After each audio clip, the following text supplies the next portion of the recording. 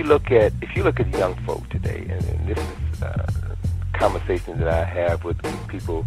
I just turned 60 this year, so this is a conversation I have with my peers.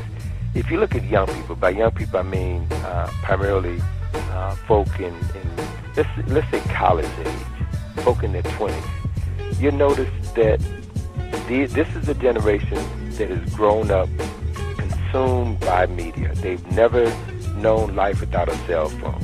They've never known life without cable television and having access to 500 or more television stations. Their minds have been totally saturated with this medium, with these multiple messages that say anything goes. And so if with many young people, they're consumed by texting, and the cell phone becomes an extension of themselves, and it's difficult, if not impossible, for them to have a meaningful conversation with another human being. If you talk to them, they have difficulty looking you in the eye. They don't know how to have conversations. Several friends of mine who teach in colleges and universities, and they say that most students coming into college as freshmen, and I'm speaking specifically about people of African ancestry, who come into colleges as freshmen, read and write on a 7th or 8th grade level.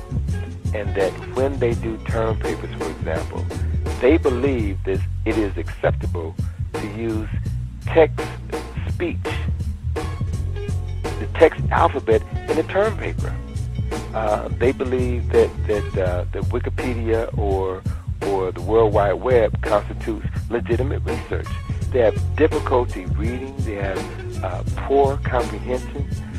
They have short attention spans, and this is changed. This has literally affected how they function on a genetic level.